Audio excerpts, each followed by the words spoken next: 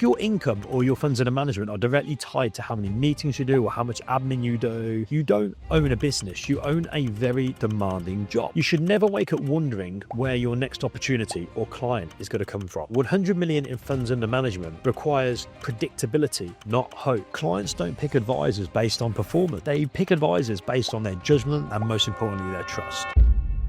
The path to 100 million in funds under management. So let me be really clear right from the start, getting to 100 million in funds under management isn't about being the most technical advisor in the room. It's not about having the most qualifications, and it's definitely not about luck. It's about how you think, how you operate, and how you build systems that compound over time. And what I want to do today is walk you through what actually matters on the journey to 100 million in funds under management. And this is based on my own experience of building and scaling my own wealth management business. I'm going to talk about some of the mistakes I've made and the things that generally move the needle for me. So the first shift is to stop thinking like an advisor and start thinking like an operator, like a business owner. Because early on, I realized something that was a little bit uncomfortable to admit. Most advisors are trained to be excellent technicians, but they're not taught how to build a successful wealth management firm or business. And if your income or your funds under management are directly tied to how many meetings you do or how much admin you do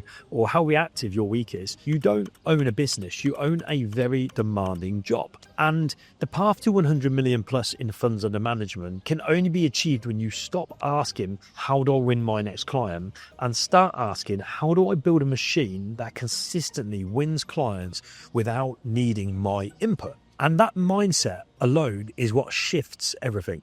And this next one is non-negotiable. You have to have systems in place before you scale, and you cannot scale in chaos. So one of the biggest turning points in my own journey was when I started obsessing over systems instead of revenue. And this meant building a more structured client journey. It meant a more repeatable review process, clear onboarding frameworks, defined service levels within the business, and tiers for different type of clientele, and internal workflows that didn't just rely on my memory, that were based on things like SOPs, for example. So every single touch point had to be intentional, it had to be documented, it had to be repeatable, and it had to be measurable. And if you want to scale a wealth management firm above 100 million in funds under management, your business must be able to absorb growth without breaking. And if every new client creates stress, complexity, more work for you personally, then you've already lost. So the next point I want to make is about niching properly, and not the Instagram version, right? Because niching isn't about being trendy. It's about having clarity and leverage over your niche. Most advisors I know that scale the fastest, they don't try and help everyone out. What they do is get exceptionally good at dealing with a specific type of client, solving solutions for that specific type of niche. So for me, that meant dealing with business owners, high-level execs, young founders, online entrepreneurs, especially here in Dubai, individuals with complex, multi-jurisdictional issues, people who value real-world advice, not just products. And that's something I've spent a lot of time investing in and solving the problems for those sort of clients. And when you niche properly, what you realize is your marketing sharpens, your language to those sort of clients will improve, referrals increase, average case size will naturally increase, and your trust accelerates with those clients. And 100 million in funds under management is far easier with fewer clients and higher value cases than hundreds of clients that are misaligned to your goals or your niche.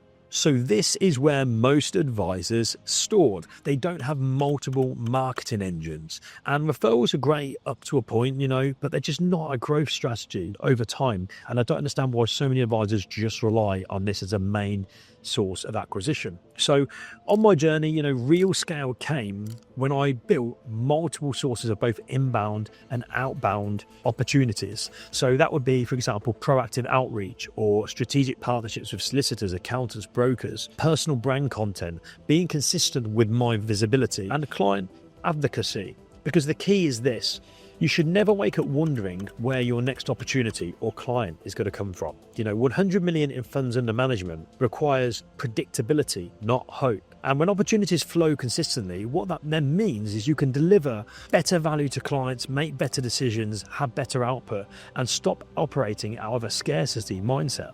And here's the paradox, right? So it's actually really hard to deliver an exceptional level of service while scaling, because to get to 100 million in funds under management, the service must feel more personable, not less. even as you grow. And this only happens when the client experience is designed, not improvised. Expectations are set clearly with yourself, your team, your clients. Communication is proactive as opposed to being reactive, and reviews are structured and more meaningful. And clients feel looked after, not managed. So I've always believed in building this white glove experience for the business, and this has to be supported by members of my team and systems and processes, not me doing everything myself. That's impossible.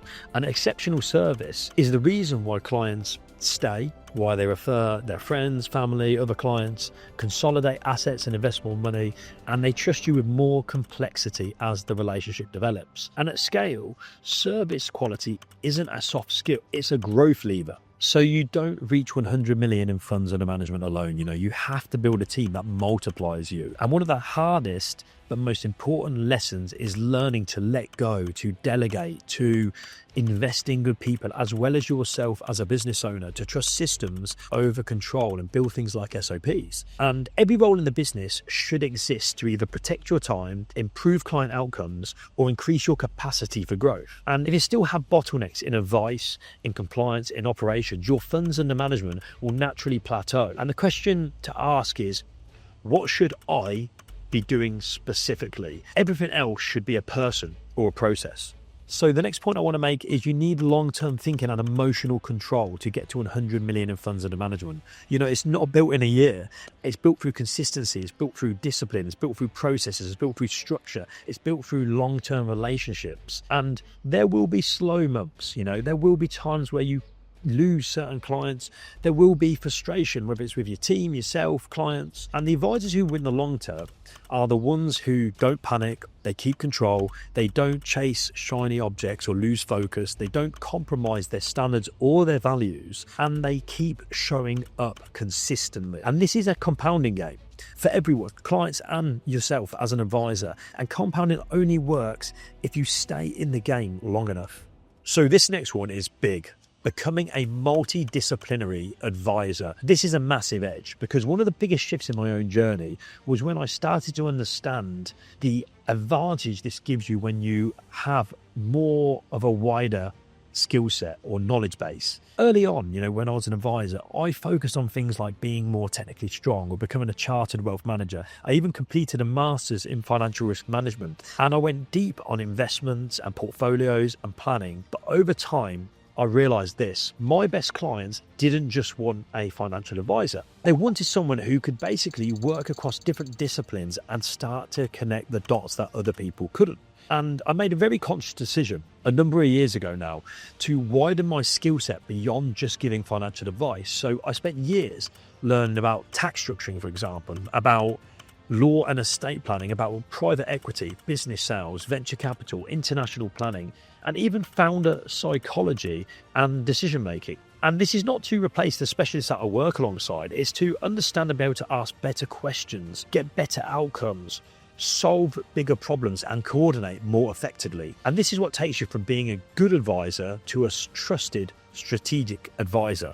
So the next point is relentless learning as a competitive advantage. And getting to 100 million plus in funds under management doesn't happen by accident, right? I've always been a perpetual learner, and I read roughly about 50 books or so a year. And I study outside the industry. I learn from other operators, from other founders, not just advisors. And the compounding effect of that over a decade is enormous. And most advisors just stop learning once they've finished their exams. And the advisors who reach 100 million in funds under management plus never stop, because in reality, you're not paid for what you know. You're paid on how well you can apply it to real world, complex, real life situations. And the final point I want to make is your network is your true USP. And this is something I've only really fully appreciated over the last 5 years or so, especially while spending more time out here in Dubai. So as I progressed, one of the biggest drivers of value for my clients, from the feedback I get from them, is that it's not product or strategy, it's the network I have around me. And over time, I've deliberately built amazing connections with top tier accountants, tax advisors, lawyers, private equity operators, other founders, other investors, international advisors, and people operating in the top 1% of their field. And now a huge part of my role is connecting the dots, because I introduce clients to the right people, founders to capital, operators to opportunities, businesses to specialists, and individuals to solutions that's often sit outside of traditional wealth management. And here's the key point, this is something most advisors cannot offer because they don't operate in these type of routes. And when you become the person who can connect high quality people, you go from moving from being a service provider to being a node of influence. And that is a massive differentiator. So why does this all matter? Well, because at 100 million plus in funds under management, clients don't pick advisors based on performance, right? So they pick advisors based on their judgment, their perspective, their access, their discretion, their privacy, their network, and most importantly, their trust. And the advisors who can say, I don't just manage your money, I can help you think better, connect better, move faster, will always win every time. And that's when multidisciplinary thinking and having a high quality global network is a force multiplier. So let me leave you with this, and here is the reality. 100 million in funds under management is built by advisors who think beyond their lane, they operate through different disciplines, they never stop learning, and they become indispensable to their clients' wider lives. And that's the level you have to operate at if you want to play a bigger game.